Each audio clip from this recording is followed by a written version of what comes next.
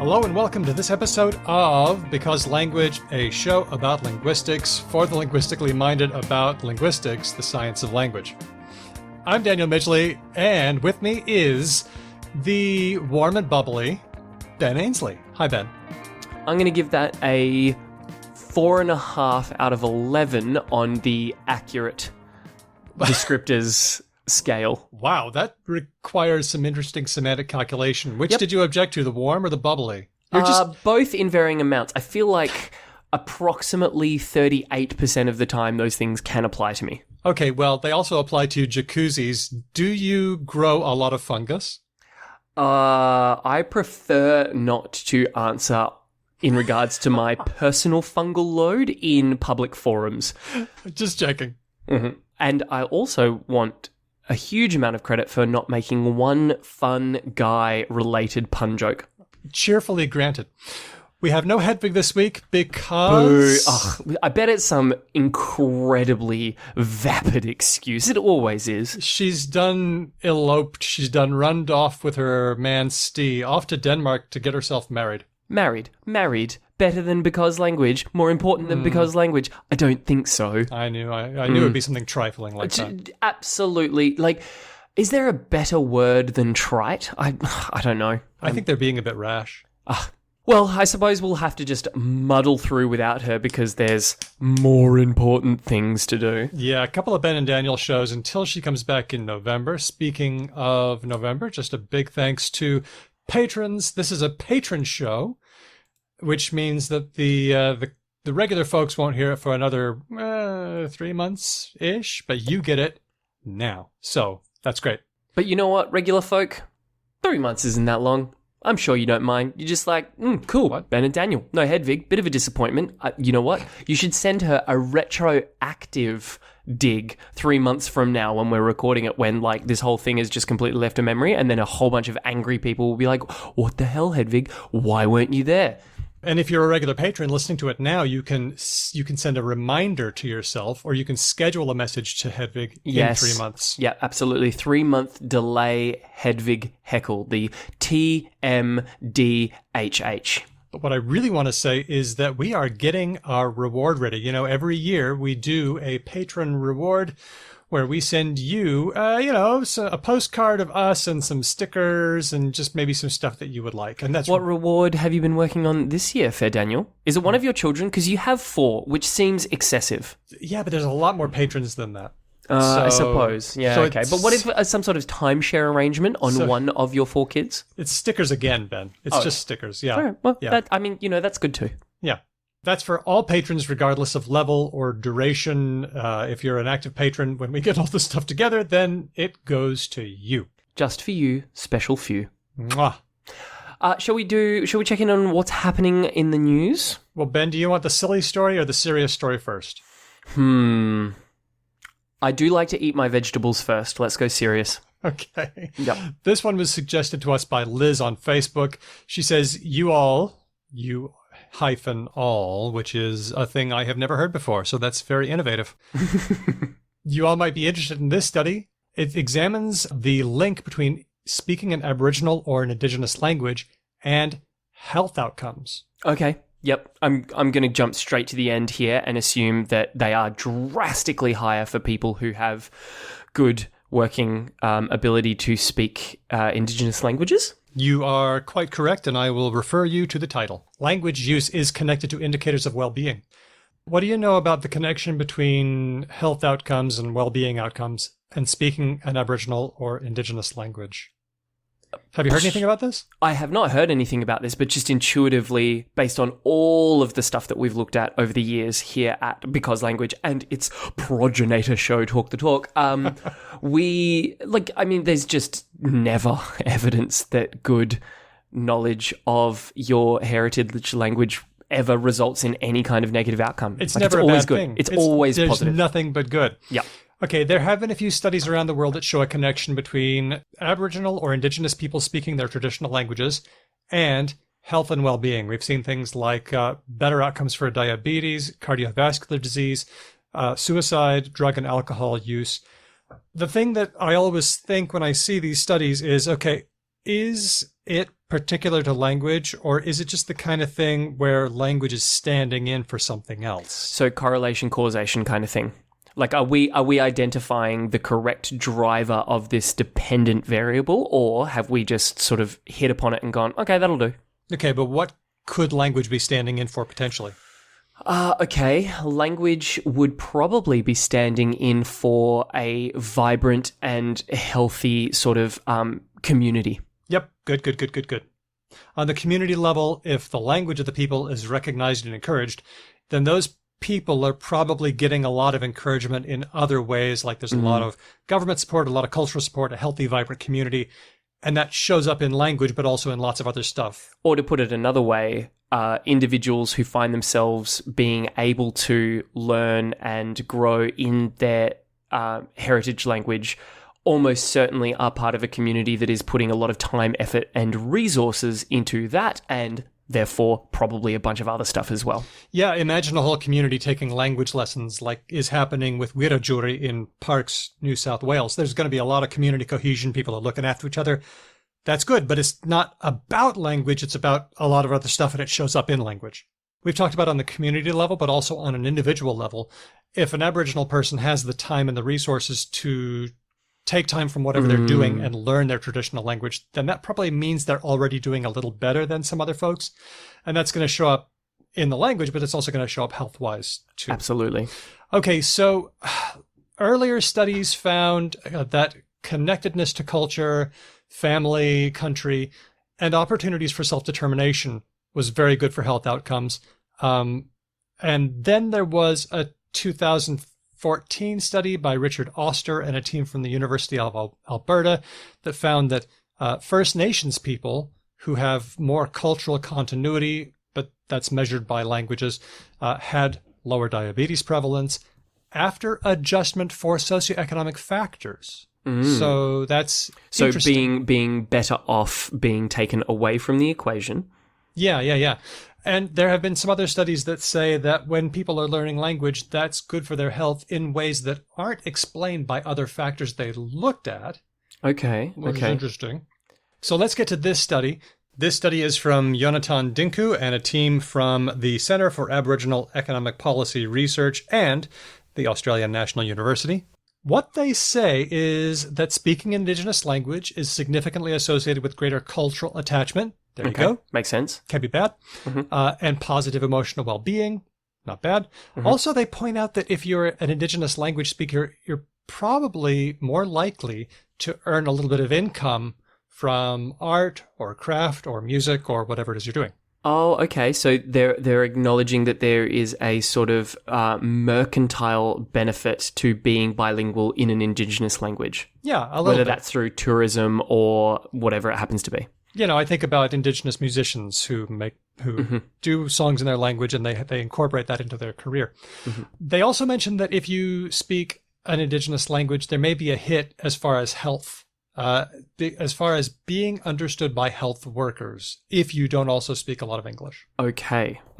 That makes sense as well. However, what they also say is there is only very limited evidence of any significant relationship between Indigenous language use and physical health. Indigenous language speakers are less likely to drink at risky levels, but that may be because they're more likely to live in dry communities. And then the social cohesion might be the thing that is accounting for the increased health outcomes, not just the language itself. Which is what we said straight out of the gate, wasn't it? Yeah, I think this does come down on the side of languages acting as a proxy, as language so often does. Which isn't bad. It's not right? bad. Like the nothing. Like if this study turns out it's not language at all. That is a fine thing, right? Like. It means that those communities that are seeing a greater sort of social investment from members of the community, like language then is not a driver, but instead a result of this really great stuff that is happening in those communities. So it's just like this, if I'm understanding what you're sharing with us, right, basically the study says, kind of, language is a little bit more of a positive outcome than a positive driver in regards to health and well-being factors. I think of it as like a complicated web that involves language and community and social group and career and, land and lots of things, lots of strands of a web that work together. It's just so fascinating. And it's just so wonderful that there are communities that people are able to look at and to measure these outcomes from and see some of these like sort of upward trends. It's just so buoying.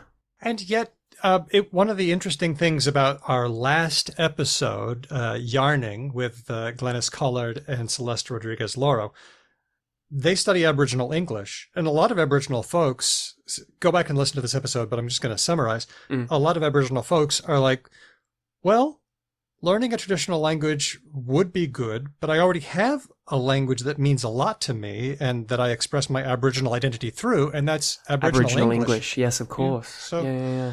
Which also contains a lot of words from Aboriginal languages. Oh, there we go. Okay, so that's that study. And big thanks to Liz for sharing that one with us. Ready for the silly story? I am ready for the silly story. I'm glad we started, and I'm not going to call them the vegetables. I'm going to call it the most delicious and most nutritious part of the meal. Think of it as like a really good croissant with vegetables in it. Yep. Like a really tasty Excellent. pastry thing. All right, Okay. now time for the fatty, sugary chaser. Oh, have you ever heard of a program called PRAT? No. P-R-A-A-T. I would pronounce that as Pratt, which is a colloquialism for idiot in my part of the world. Mine too. Well, PRAT is also a program that linguists use. You can feed some audio into it, and then you can see your audio up on the screen, kind of like I do with our show every week. But then you can also use that to annotate, like, what are the words that people are saying underneath the waveform? What are the sounds they're doing? So like a relatively sort of comprehensive like annotation and dictation software, but while looking at the visual waveform of sound. That is it. Right. Lots of linguists use it. I never have, so I was kind of weirded out by this story.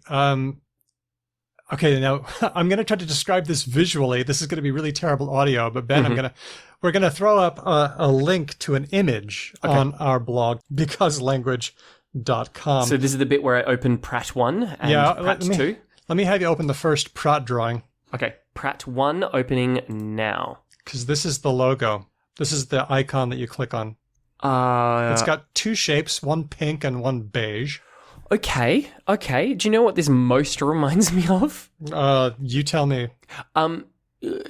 We've all read The Little Prince. I'm assuming it's like one of those books that everyone's like come across once upon a time. This most reminds me of that author's account of how he drew a boa constrictor that had eaten an elephant, which is to say like a weird lumpy shape that tails off towards either end. Yeah. That's what I'm looking at here, but it happens to be pink.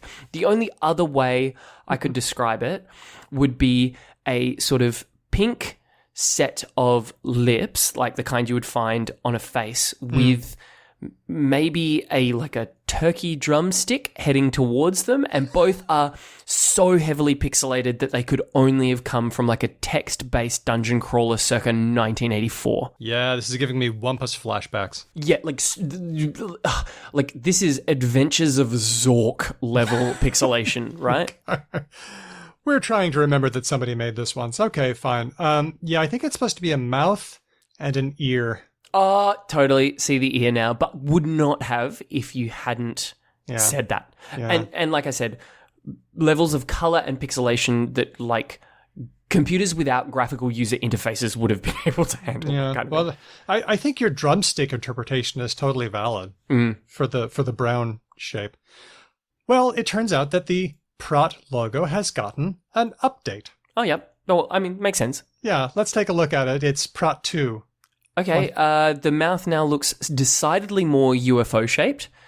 And the ear, I think... I'm not done with the mouth. Oh, okay. Don't you think it looks... Look, let me start off by saying... Yeah. It's a far more modern logo in that there is no pixelation. Everything is very smooth and vector-like. Yeah, it's got a lot of shading, it's very nice. And it has a badge, right? Like it's a far more style application sort of look with like a little sort of a dollopy badge with the lip and the ear still on top of that badge, but they are What is different. What is going on with the bumps? Okay. So, I like the UFO interpretation. I also UFO also a cartoon frog that is yelling? it's very Pepe, Yes, it's got a real Pepe sort of vibe. which is unfortunate. Um, I'm trying hard to swerve that interpretation to Michigan, the cartoon frog from the Warner Brothers short One Froggy Evening. You know, the frog do you know what? It looks more like the WB frog, which I guess is the Yes. same frog. Everybody do the Michigan rag. Yeah, that thing. Yeah. Okay, yeah, it's weird. It's not great. It's not. You could do lips better than this. The ear's an ear. I got the ear. Yeah. So linguists have woken up last week to this new logo.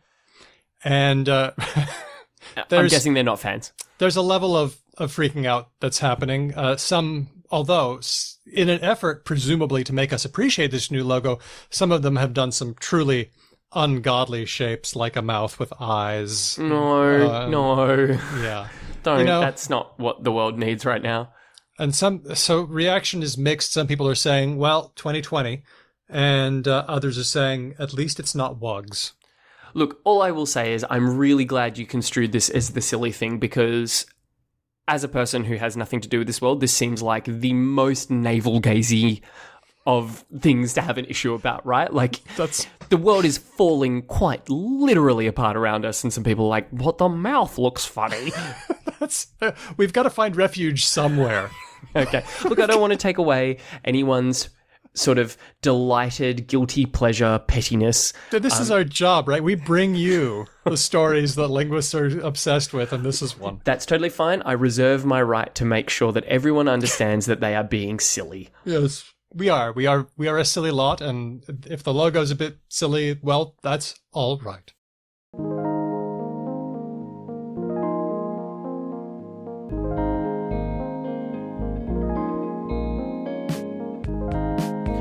Shall we move on to the most difficult part of our entire show in any of its possible permutations, which is answering the super difficult questions of our very smart listeners? Yes, it's a mailbag episode, and we are answering your questions. P.S. If you listen and you are thinking to yourself, I've always had that bloody one question, right? Feel free to drop us your question. hello@becauselanguage.com. Hello. But for this one, Ben, this is a show where your guess is as good as mine. So what? I'm gonna handball it to you first. That is a terrible idea. Don't do that. But Ben, one thing that I've noticed in the 17 years that we've been doing this show, the 50,000 years, the epoch, 40,000 years that we've been doing this show, geological datedness, yes, is that you have an unswerving instinct for linguistics. You seem to come up with the right answers, except when you do not. That's the biggest get out ever. You do really good at this until you fuck it.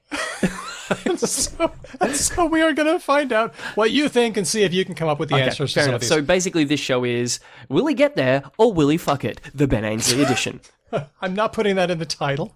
Okay, just as long as it stays in the show somewhere. It's gonna stay in. Okay, well let's get started. Let's try and avoid as much fucking of the questions on my part as possible.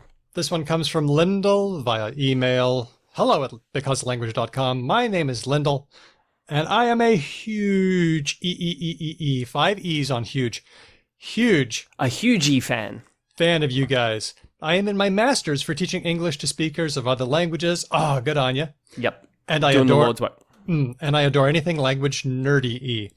I was listening to episode 1 of Because Language. Congrats.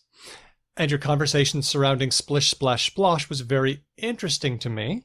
Now let's just recall, splish, splash, splosh. Why is it splish, splash, splosh and it's never splosh, splish, splash? Okay. You've given me an opportunity to fuck it straight out of the gate. Thank you, Daniel. Why do bells go ding dong and never dong ding? Why do we zigzag and never zag zig? I do remember this show, but I don't remember why. Is it because that's just the pattern and we like it that way and so that's what we do? Damn it, he got it right first time. Yes. Scratch one onto the not fucking it side of the tally. This is ablaut reduplication, and for some reason in English, we always seem to go I-A-O or E-A-O. So things go ding dong, never dong ding. The verbal pattern is spring, sprang, sprung. Splish, splash, splosh, so on and so forth. Splosh. Okay. Lyndall continues, I wondered if this kind of sound progression has anything to do with the live, laugh, love effect. I feel like I see a lot of roasting this online, as it seems to be a kind of symbol of Karen-esque white suburban soccer mom vibes. Anyway, splish, splash, splosh, anything connected to live, laugh, love? Well, I mean, first of all, we just need to acknowledge that it obeys the rule, right? It's got the I, it's got the A sound, even though there's a cheeky U tucked in there, and there's an O at the end. Yeah. Now, so Lyndall, are you just asking if this also obeys the rule? I feel like you probably aren't asking that because you can already tell that it does. So what is Lyndall asking us? What I decided to do was check and see if this appeared in that form for the first time, or if it sort of started out as love, live, laugh, and then sort of got changed. Oh, right. So there is we are doing a little bit of etymology forensics here. Now, I don't like the roasting of Karens. In fact, You don't like the roasting of Karens? Daniel, what? That is one of life's truly wonderful pleasures. I saw a Karen starting up in her Karenness on the weekend, and I was like, I got the popcorn out. I was like, here we go. Oh, what did you... Oh, was she calling the cops on a black person? No. Nothing that severe, thankfully. Okay. No, my partner and I were at that most white of activities, the weekend farmers market. Oh, yeah. And we saw a older white lady come up to one of the sort of people whose job it is to wear a high-vis vest and walk around sort of answering people's question. Definitely a volunteer position. And we just sort of stood in awe as we watched this woman sort of start out with the most Karen of all openings, which is, hi, look, I've been coming here for years, right? And I was like, I just started hitting her on the arm, basically just being like, look what's starting. Uh-oh. And and exactly what you imagine, which was just petty complaints about small things and how this woman clearly needs to alter the world around her in ways to make it perfect for her. So tell me why you don't like the roasting of Karens. This is so provocative, Daniel. I think it's fine if your partner, a woman of color, does it, or if it's somebody who calls the cops on a black person. Sexist angle. Let's not be men making fun of women, sort of thing. Okay, so for example, Amy, what's her name, who called the cops on the bird watcher in Central Park, right? I am willing to let the black community call that person a Karen. Okay. Fine. But if I call that person a Karen, then a white guy calling a white woman a Karen de-emphasizes the race aspect and emphasizes the misogyny aspect, and I'd just rather stay away from all that junk. I think that is actually a very good point, and I will sit with that and take that under advisement. I think you've made a good point there. There's no male equivalent of Karen, although there is a candidate, and it's Chad. Yeah, Chad's rising. I'm seeing Chad coming in. Which is interesting because it's got different connotations, though. Chad is the incel meme, right? Chad's the... Yeah, he's making a guest appearance in the Karen meme. I don't know. Although I will say that when I go to somebody's house and they've decorated their house with words, e.g. live, laugh, love, I do find that a little unsettling. I cringe. I do. I definitely, when I walk into a house that has the big, block cut, live, laugh, love, usually with some LED lights stuck behind it or something like that, I do kind of go... Okay. You know how when you walk into a home for the first time of someone either you know well or perhaps you don't know well, but either way, if it's the first time into that space, you are definitely doing a Sherlock Holmes job on that place, aren't you? You're walking through and you've got the Terminator T-800 sort of overlay going over your vision, and you're just bloop, bloop, bloop, bloop. You're just clocking everything as you go through, and it's just sort of making a little intuitive mental tally. And yes, absolutely, that T-800 mental overlay as you're blooping your way through the various significant things in the house. You hit one of those things, one of those block cut letters that says live, laugh, love, or something like that. What about maybe faith? Nice faith, or just a self-affirmation, but any words painted onto a wall is immediately like your blop blop blop does a different sound. It's like blop blop blop bloop. Yeah, like it's significant, is Very what I would much. say. As you were profiling this poor stranger's house. So I traced the live, laugh, love thing to its origins. Oh, lay it on me. Is it like? I'm going to take a guess. Okay. Is it? I've always, for some reason, in my head, had it associated with the Sisterhood of the Traveling Pants, Interesting. the book. Yes. Is it? Does it have anything to do with that? From the 90s? Yeah. Well, there was Eat, Pray, Love. Yes. Okay. Was it Eat, Pray, Love? Am I getting the title right? Yes. Eat, Pray, Love is also a thing I have heard of many a times. Hold on. Let me do the. That's the pattern as well, because that's E, the E sound, the ah sound, or the A sound, and then O. It's Okay. Yep. So Eat, Pray, Love, one woman's search for everything across Italy, India, and Indonesia. Wow. What a terrible title in the modern conception. Yeah. Well, I think Lyndall really buried the lead here, because Eat, Pray, Love is the same kind of thing. Okay, so the origin of Live, Laugh, Love is from 1904. Okay. There was a poetry contest. You have to define what success is. Okay. And the winner was Bessie Anderson Stanley, who wrote a poem, What Constitutes Success? And the first line goes like this. He achieved success who has lived well, laughed often, and loved much. So it's the I-A-O in that order. But when do we condense it down?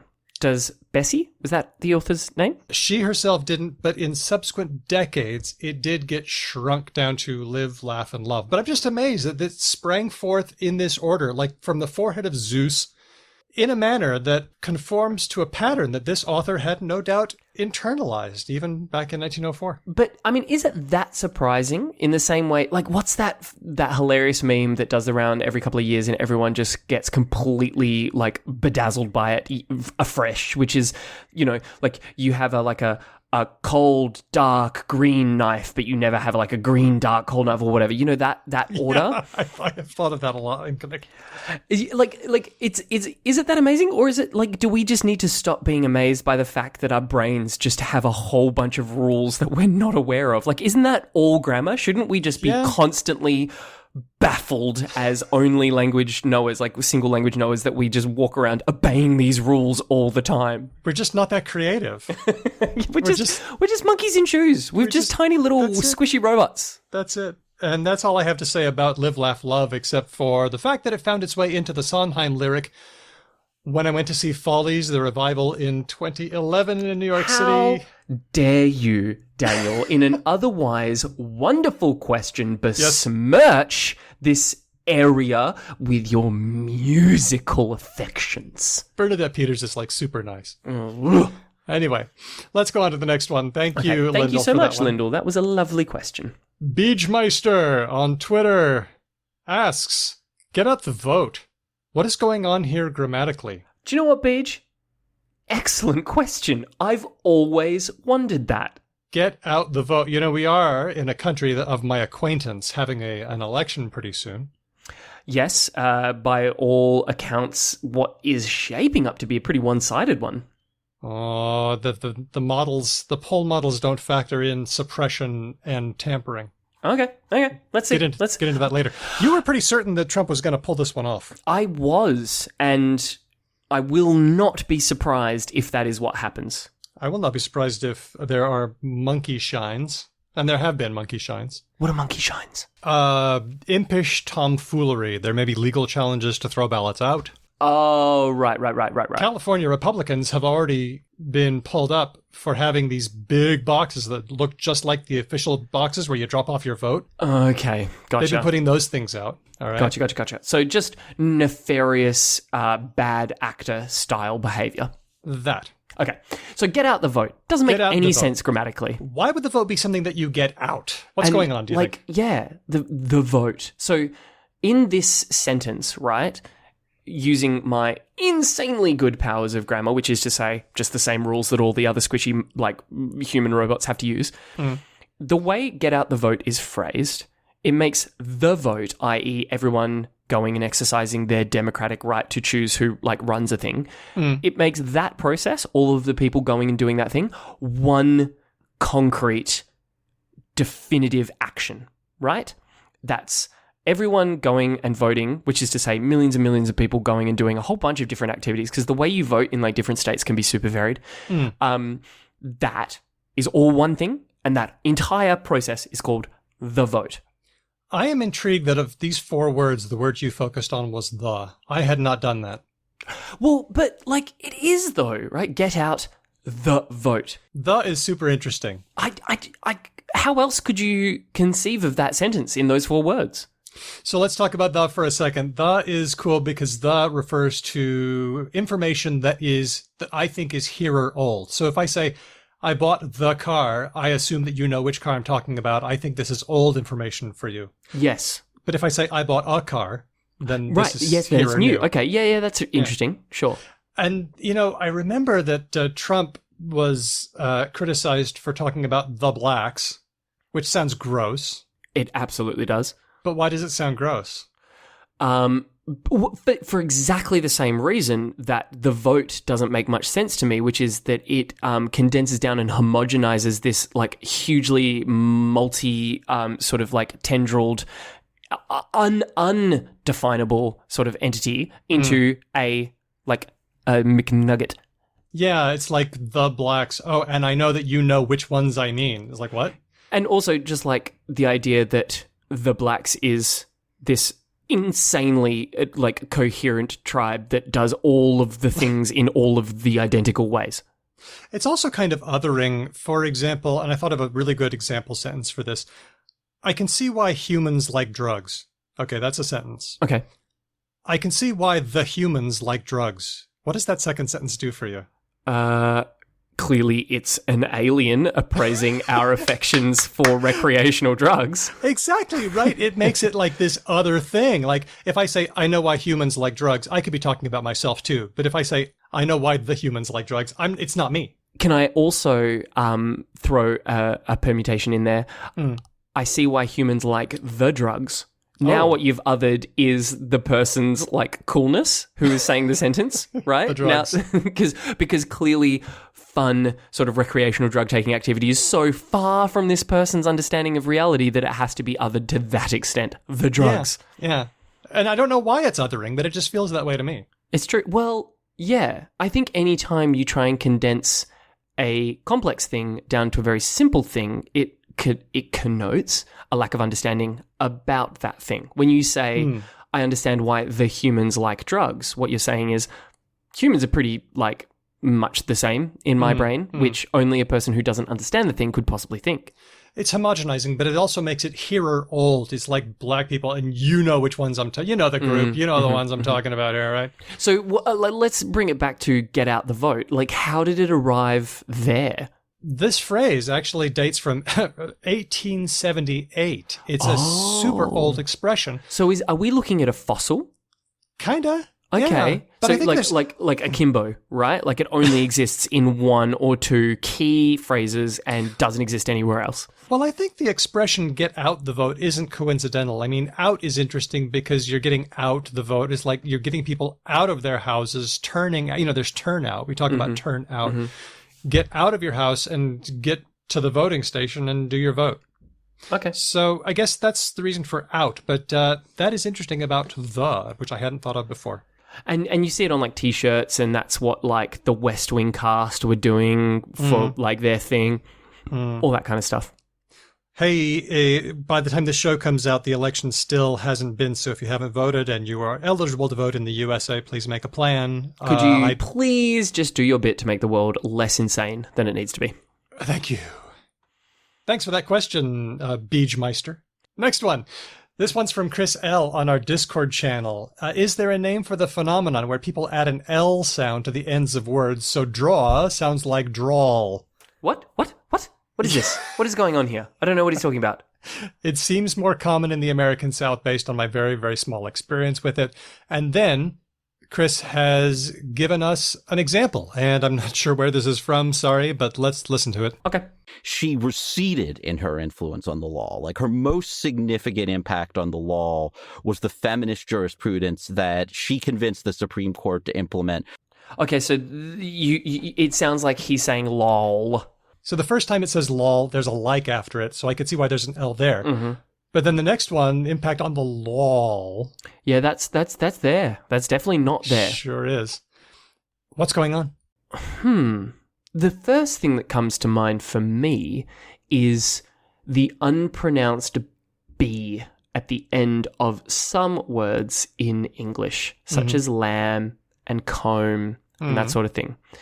And I remember a long time ago, like way back in the possibly even double digits days of Talk the Talk, we spoke about this, and basically it used to be pronounced, right? It would be a lamb, and you would brush your hair with a comb. And apparently, if you go to some really regional parts of the UK and find some really old dudes, you can actually hear a little bit of this left behind still to this day. I'm wondering if there is a similar... I'm not saying that law used to have an L at the end, or in any of these instances that the intrusive L used to be there, but more just that in English, sometimes we do have a propensity to stick like a funny little consonant after another consonant. So, like, is that just like a little habit that some people have that maybe just is being reintroduced here a little bit? It kind of is, and when you said that, it reminded me of how bomb has a B at the end, but it's silent. But then when you combine that with another syllable or two, like bombastic, suddenly the B comes back. And even something like bombing, I don't know if it's just in my head, but I feel a little B there. Underlying. Well, here's what I think might be going on. Let's take an expression like let's go have pizza and beer. Great example phrase. Love it. Now I said pizza and beer, and I separated it with a little pop, a little glottal stop, because if I say pizza and beer, which is 100% how I would have pronounced it. Okay, would you ever say pizza and beer? Yeah, I think so. Let's go have pizza and beer. Yep. Pizza and beer. It's just one word, pizza and beer. Yeah. Last year we saw Italy. We saw Italy. Yeah, so the funny one there is, in that little example sentence, it feels like Italy, the country, has the most significant breaking up of the entire little set of words. Saw Italy. Yeah. So why do we do the R? Interesting. What's going on, Ben? So is this our brain's attempt to introduce little markers that help us understand the spaces? Yep. Another one on the not fuck it side of the board. Yeah, it's hard to comprehend. I mean, we could argue that it's hard to produce, but I think I lean a little more on the side of it's a little harder to comprehend, raw eggs or saw Italy. Instead, we say raw eggs or pizza and beer because it's easier to comprehend, if there's a little bit of a split between the word. Now, if it can be an R, it can also be an L. Well, I mean, I guess it can be anything that works with the preceding and subsequent sounds, right? Well, it can, but R and L have a special kind of relationship. Phonetically, they're both liquids. They both are kind of like... They come from the same place in our mouth, and we say them both by not touching our tongue to a part of our mouth, but just hovering our tongue. This is known as an approximant. Oh. Are they the only two approximants? No, there are other approximants like w and y. They're a strange set of sounds, but R and L are kind of similar on the chart. And, we know that L is kind of weird as well. It can drop out. So, for example, what about the fish that starts with an S? The fish that starts... It jumps upstream? Salmon. Yes, okay. Of course. Not salmon. There are some people who say salmon. Ah, interesting. Yeah, or almonds or almonds. Almonds, yep. Almonds, yeah, but some people are... I am very Australian in how I speak, though, to be fair, so I'm a bad yardstick for this. Yeah, I'm a pretty good American speaker still, but I still say salmon and almond. So the L in almond is there for me. But now it seems that the L can drop in just like R does. And I'm looking at an article from Brian Gick from 2002 in American Speech. This intrusive L is happening especially in two regions, southern Pennsylvania and also a bit of Oklahoma. Wow. So it's sort of like right in the middle there. Yeah, it's got two epicenters. That's not really, if I might be so ignorant, non-linguist to say, that those areas are not the areas that you find your sort of attention drawn to when you think about like linguistic weirdness of American dialects. No, you always think of Boston. Yeah, you think of Boston, or you think of the South, or you think of like some of the funky ways the people down sort of towards the border with Mexico, like some of the shifts that happen down there. Louisiana. Yeah. Something. Gick mentions, he said, I'll just quote this. According to one speaker from York, Pennsylvania, who left town to attend university, she and her friends are all very aware of their L intrusion, and she produces this phenomenon only in comfortable conversation with other intrusive L speakers of her age when she goes to visit. Good Yorkists like her. Yeah, exactly. The Yorkers. She claims that they not only avoid using intrusive L outside their group, but often make fun of themselves doing it. Isn't that fascinating? That is quite cute, I have to say. Isn't that an adorable little like, oh, we do this thing and we know like it's a bit silly and it makes us sound a bit weird, but we like it, and so we just do it with each other. We just do it. And but you know, maybe this is spreading a little bit. That was back in 2002, but now it's popping up here and there. So we will certainly keep track of this intrusive L phenomenon. And a big thank you to Chris L for bringing this to our attention. Thank you so much, Chris L. All right, next. Anthony, at Anthony Teacher on Twitter. I'm thinking about what applied linguistics can tell us about learning computer programming languages. Okay, I need to ask why he has put applied and learning both in parentheses in this question, because I have a feeling it changes both of those things. Well, when you talk about applied linguistics, oftentimes you're talking about learning a language. Oh, okay. Language school. So like practical use of linguistics, i.e. learning languages. But let's take that completely out of the equation. Is it possible that linguistics can tell us something about computer languages? Now, when he said learning computer programming languages, I have to assume Anthony means learning how to write code in various different computer languages, programming languages that are available. Yeah. Okay. Have you done this? This might be where we put my first tally on the fuck it side of the board. Let's see. Okay. The first thing that jumps out at me here is that programming languages are not languages, and that there is a huge disservice being done to people by using that word languages at the end of programming languages. Well, it depends on your definition of language. Okay. To put it another way, when you sit down to learn a applied linguistics style language, such as, say, I'm going to pull one out of thin air here, Hungarian. Like, we're talking natural languages, aren't we? Yep. Okay. So let's say you want to learn Hungarian. No, you know what? I'm going to choose a non-Western one. What's a cool... the one I wouldn't mind learning. Noongar, the indigenous language of the part of the world where I live. Yep.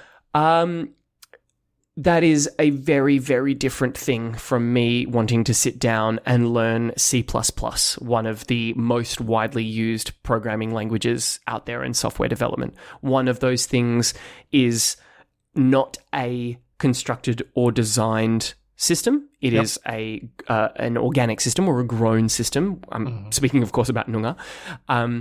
And it isn't concerned with anything necessarily, right? That's part of the aspect of it being a organically sort of evolved and developed system is that it doesn't have goals. It doesn't have focuses or like even really concerns, whereas C++ as a designed system does. It has goals. It's an object-oriented language, for example, right? Like it has a very clear set of things that it is designed because it was made by people over time to do. And my brain says because of those differences, there's probably not going to be a huge amount of like Noongar intersecting C++ bit of the Venn diagram in terms of one being able to help the other. Yeah. That would be my thought. That's a really good. And then a similar point is, I guess if I were being a linguist, I would say that natural languages like Noongar are extensive. You can use them to talk about literally anything you want to, even if some concepts you need to talk your way around with longer vocabulary. Whereas using C++, you can't use that to express the fragrance of a rose or talk about a summer's day. Right. And beyond that, simply, like, they're even more specific and sort of honed than that. There is a reason there are dozens and dozens of different computer programming languages, sorry. Yeah.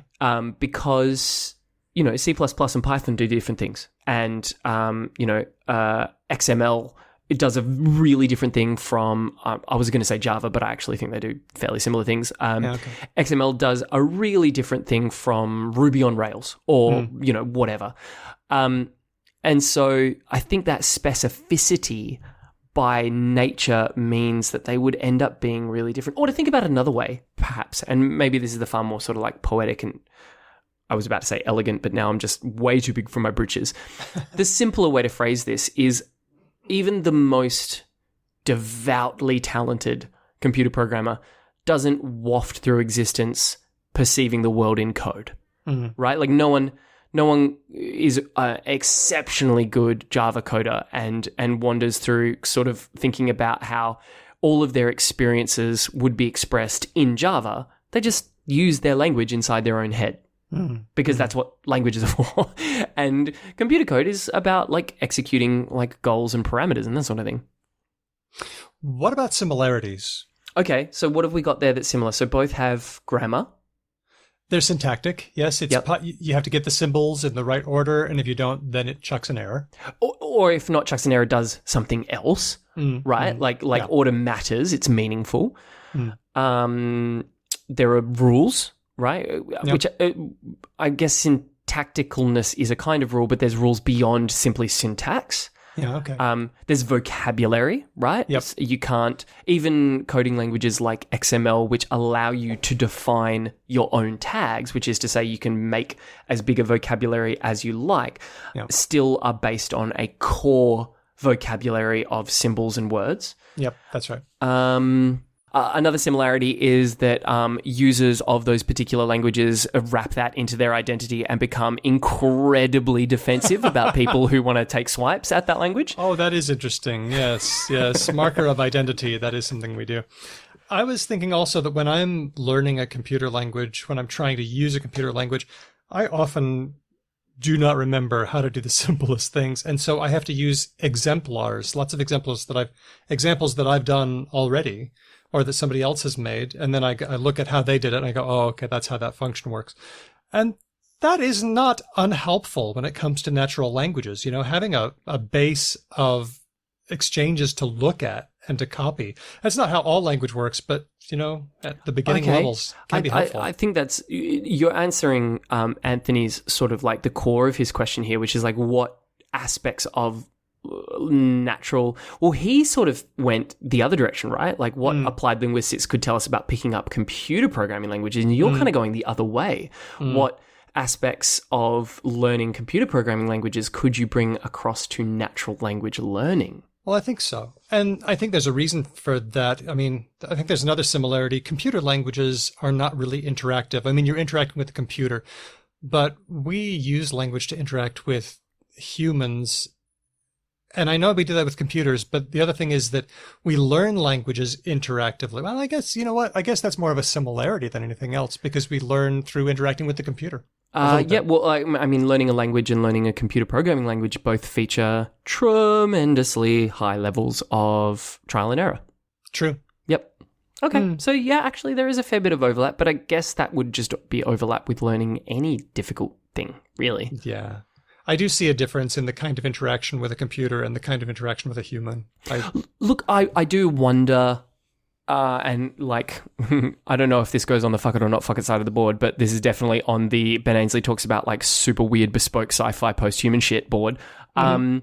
If, as we progress sort of technologically into the future and we give computer programming language development over to neural networks, and neural networks are the things that start, and like deep learning are the things that start creating the languages that we will then be able to use and employ to design things digitally in computer, like in sort of like electronic environments.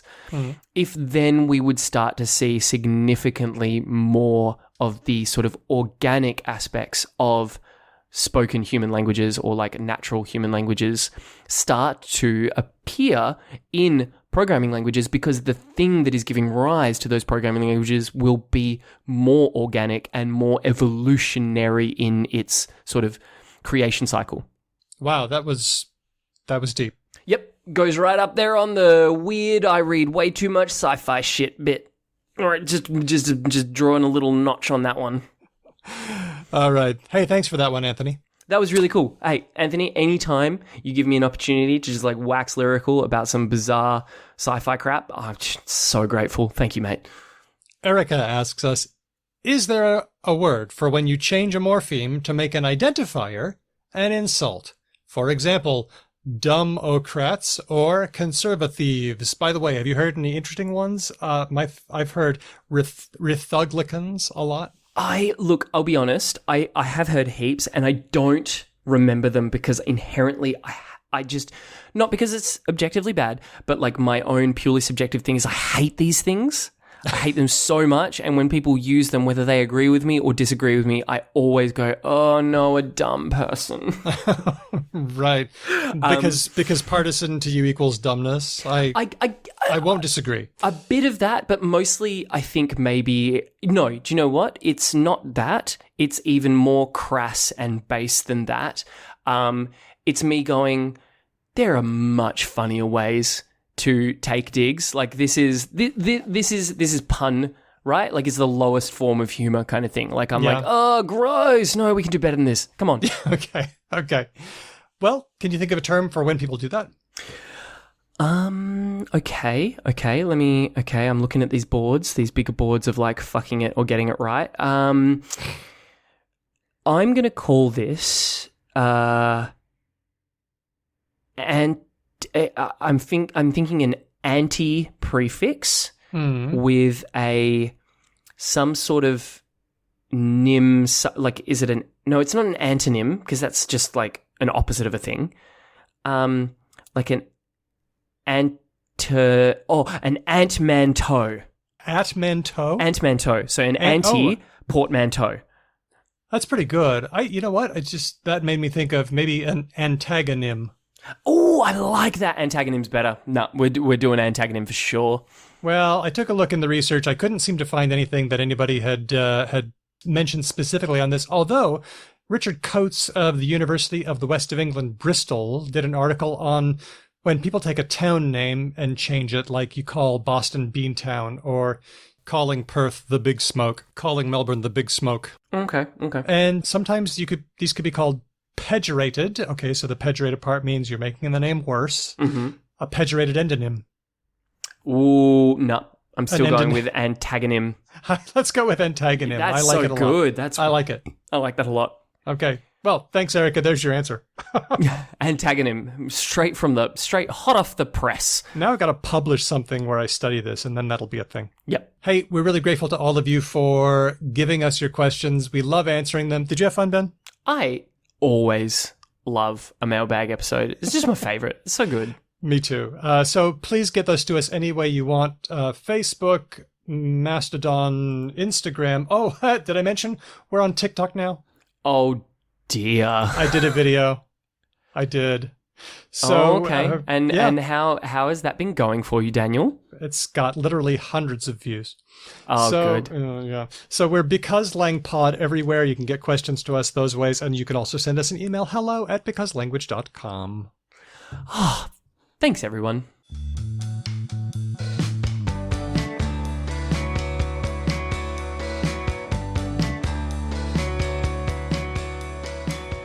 It's time for Word of the Week.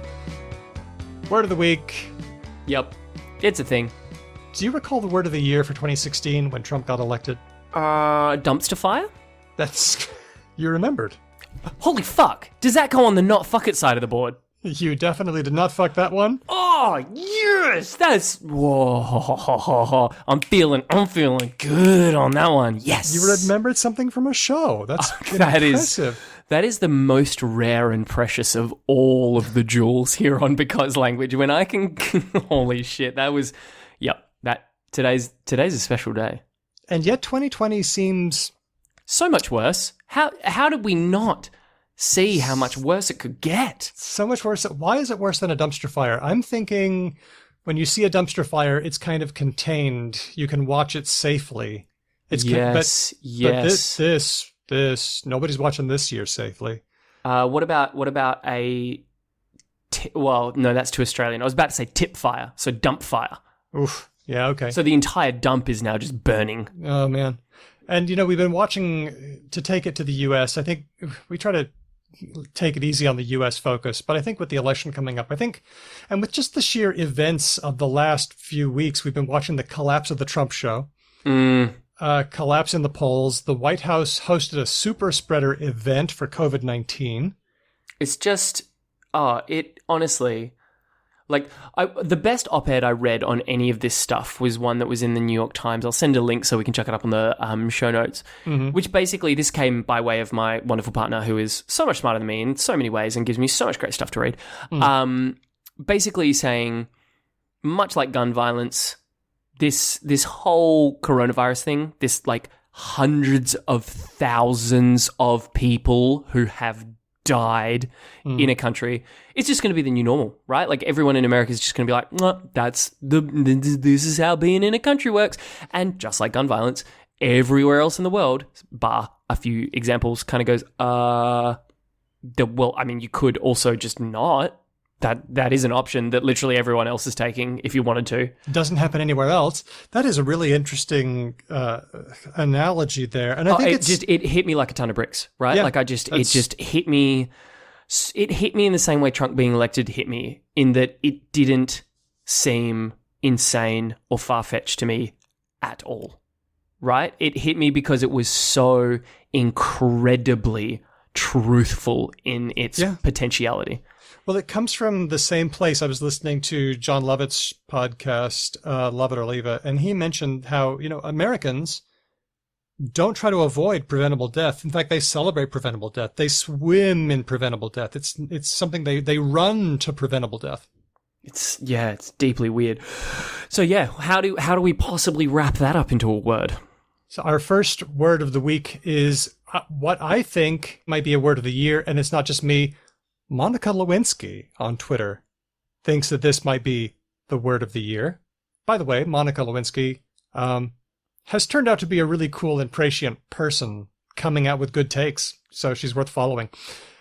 Shit show. Yep, that fits. That is a boot that has been worn in. There are various sort of like dips and troughs for the bits of the foot that sit in there. I think Shit Show really fits quite comfortably. It does. Nancy Friedman on the Strong Language blog points out that the very first instance comes from 1973. Really, that young? Yes, it's very recent. I mean, it's just a baby of a word. Shit goes way back. It's a wee bairn. Well, and the thing is, it didn't occur the first time in English. It occurred in German. Oh, in the original German, Scheißen what? I don't know. Nobody that I know has found what the original German word is. We've got a proper like Loch Ness monster thing going on here. We have. Okay. We know when it was. It was during the trial of a member of the Red Army faction, also known as the Baader-Meinhof gang. Okay. Yep. After which the Baader-Meinhof effect is named. Who said in German, this is an English translation, there is that swine again, we don't want this shit show any longer. But that's as far as we go. But we only have the translation. We don't have the original German. Yep, that's right. Fascinating. So if any of our listeners can figure out, maybe have access to the trial notes or something, which I can't find, let us know what the German is. A grateful world would thank you. Very much so. Next one. Yerp. In the discussion of Trump's handling of getting his own COVID diagnosis and then not taking steps to protect. Are you just going to say shit show again? It feels like it would fit really well. Well, it was part of the shit show. But first of all, I wondered what people call the super spreader event. That was a big term. Super spreader event in the Rose Garden at the White House when the Republicans were celebrating Amy Coney Barrett's nomination to the U.S. Supreme Court. And so many people ended up getting COVID from that thing. Some people were calling it the Red Wedding. Oh, nice. Like that. Yep. Some people are calling it the Rose Garden Massacre. Love it. Oof.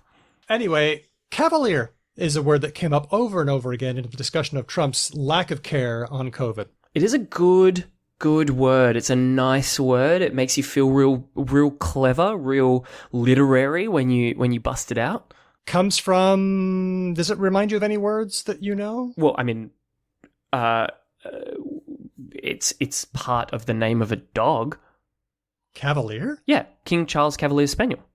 Oh, did those dogs work with horses? Because that's what the cavalier is. Yeah. So Cavalier, I believe, is a role in the military. Yep. I thought, and it was like light infantry, I think. No, sorry, light cavalry. Yeah, the cavalry. That's right. Comes from Italian cavaliere, the mounted soldier. Okay, hold on. Let me just because I would hate. Here's an interesting thing about me, Daniel. I really like war-related stuff. Uh-huh. I know. It surprises even me. I think you might have said that before. You like Quora descriptions of war stuff. Yeah, all that kind of thing. So I just want to really make sure. I think it's really telling by the way that when you Google Cavalier, most of the things are puppies. Oh, interesting. Yeah. While you're looking that up, let me just point out that this word starts out in the 1580s, a horseman. By the 1640s, we had it meaning gallant or knightly if you were being cavalier. But then by the 1650s, it meant easy or offhand. You just do it in an offhanded fashion. And by about 1817, we start seeing it mean the current meaning, which is sort of disdainful or careless. There we go. I wonder if it's because the knights themselves were haughty douches. I imagine it was. It took a couple hundred years, but they got that way, yeah. Yeah. Okay, cavalier. I have always loved the word cavalier when used to mean sort of like wanton disregard. Do we have any others? One from Alexander at Eliderad. Great name. What a Twitter handle. Love it.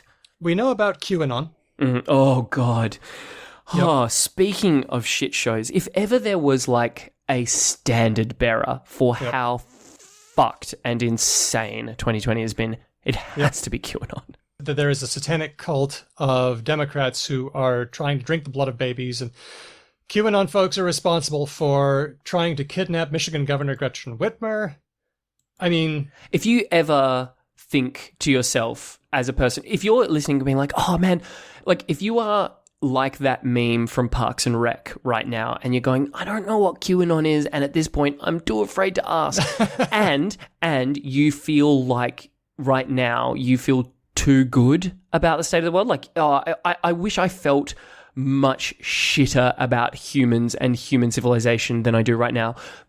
Please go and do a deep dive on QAnon. There's some great roundup podcasts out there. Reply All did a couple of really awesome ones about QAnon. It explains all of it, and all I can say is the sort of the blurb that would go on the back of the QAnon book is just the shittest bits of humanity, basically, just lying all the time about everything.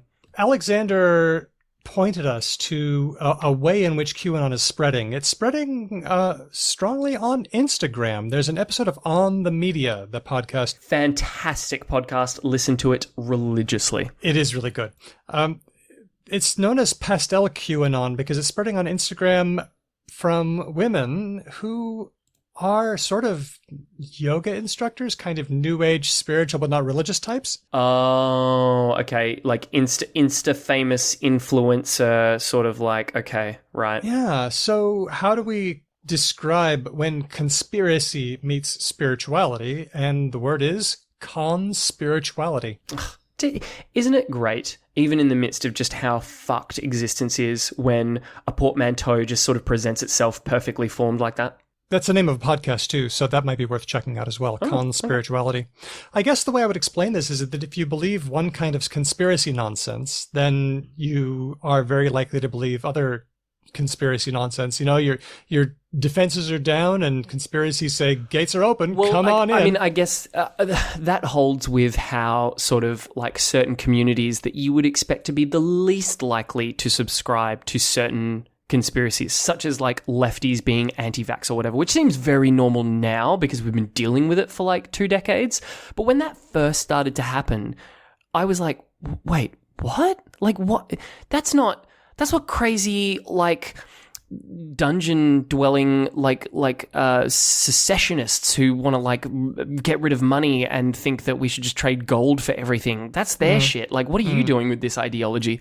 And I think what you've just said is the mechanism by which that happens, right? Like, if you believe in crystals, you probably are ready to believe that like autism is caused by vaccines or just other dumb shit like that.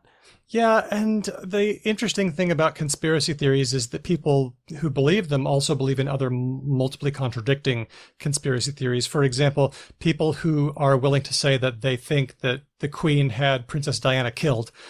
If they're more likely to believe that, then they're also more likely to believe that Princess Diana is alive somewhere. Right. Gotcha. Yeah. Yeah. But I guess I'm going to be very generous. I'm going to channel my inner skeptic and say, you know, we all want certain things. Especially at this time, we all want control. We want a community, the feeling that we know what's going on. Spiritual movements do this, and QAnon does this. So it's no surprise that they're merging.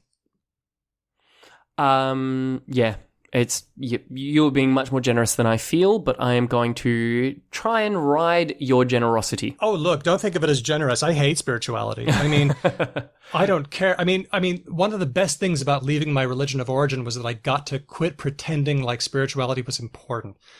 I know that some people dig it, and there's a sense of awe and wonder at the universe. You know, I feel it when I look at language, but I think that spirituality is it's so amorphous and gross, and it means nothing, and I would just rather call it something else. So no, I don't want to be generous towards spirituality at all. Let's apply a means test to spirituality.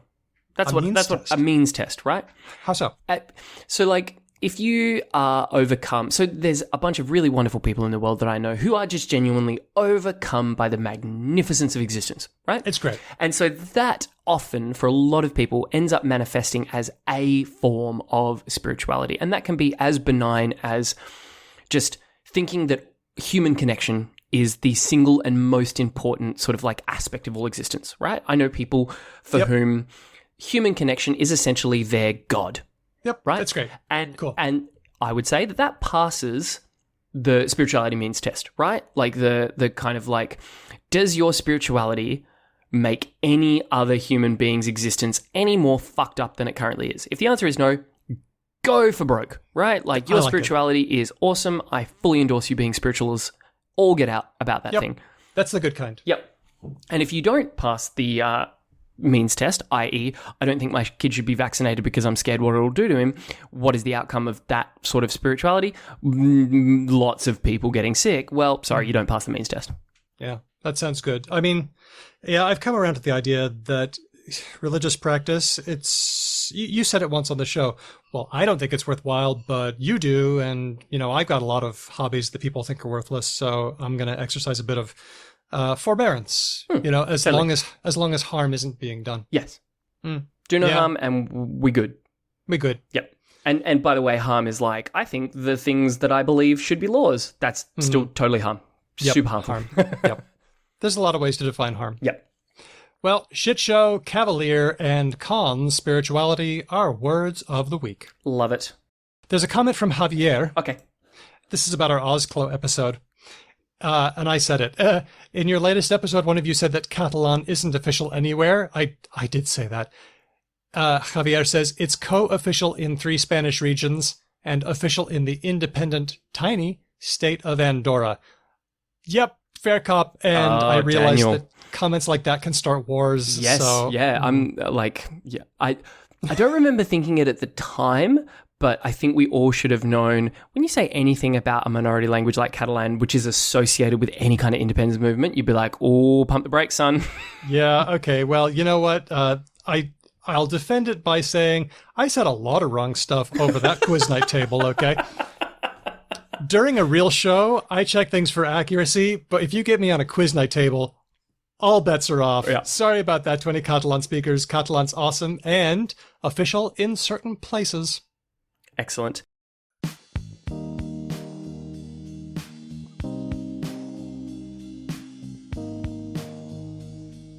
Big thanks to everyone for listening to this episode. You patrons are helping us by supporting the show and helping us pay for transcripts and putting a little bit of petrol money in the pockets of our interviewees. So thanks very much.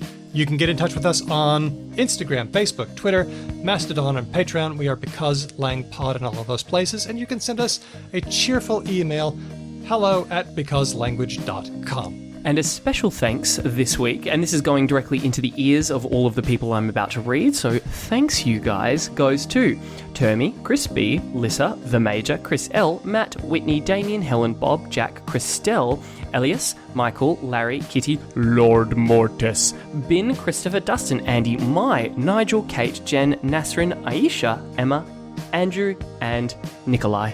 Our music comes from Drew Kroplyanov, and he's in a couple of really great bands, Ryan Bino and Didion's Bible.